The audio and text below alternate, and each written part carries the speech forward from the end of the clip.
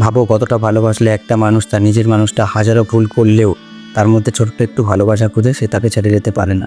জানো, কিছু কিছু সময় আমাদের সামনে একটা জিনিস পুরো জলের মতো পরিষ্কার থাকে, যে সেই মানুষটি আমাকে ছেড়ে চলে গেছে, আমাদের রিলেশনটা একেবারেই শেষ হয়ে গেছে, আমাদের এই রিলেশনের কোনো ফিউচার নেই। তবুও আমরা সেটা বুঝতে চাই না। আমরা এটা ভেবে বসে থাকি যে পৃথিবীতে এত মানুষ থাকা সত্ত্বেও ভগবান কেন তার সাথেই পরিচয় করালো।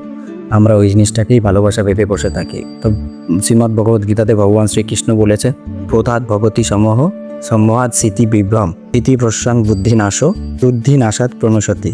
মানুষের ইচ্ছা পূরণ না হলে তার চিন্তা ভাবনা করার ক্ষমতা চলে যায়, সে পুরো নিশ্চল হয়ে পড়ে, তার বুদ্ধি নষ্ট হয়ে যায়। আবার ভগবান এই শ্লোকে বলে, নাদতে কষ্টচিৎ প্রাপং নচৈব সুকৃতং বিভং অজ্ঞানে বিতং গানং ধ্যান মহন্তি জানইব। পরমাত্মা নিজে থেকে কাউকে কোনো কাজে লিপ্ত করে না, মোহতে থাকার কারণে তার চিন্তা শক্তি লোপ পায়। তেমনই আমরা সবসময় দোষ দিই যে ভগবান কেন তার সাথে পরিচয় করালে। তুমি তো সব কিছুই জানতে যে মানুষটা ভালো না, তাহলে কেনই বা জীবনে নিয়ে আসলে? তার মানে এখানে সব দোষই ভগবানের, আমাদের কোনো দোষ নেই। ভগবান আমাদের মনের ইচ্ছা পূরণ করতে পারলে ভালো, না ইচ্ছা পূরণ করতে পারলে খারাপ। আরে ভাই, এটা আমাদের ভাবতে হবে, যা হয়েছে আমাদের ইচ্ছাতেই হয়েছে, আমরা এক্সপেকটেশন রেখেছিলাম তাই এটা হয়েছে।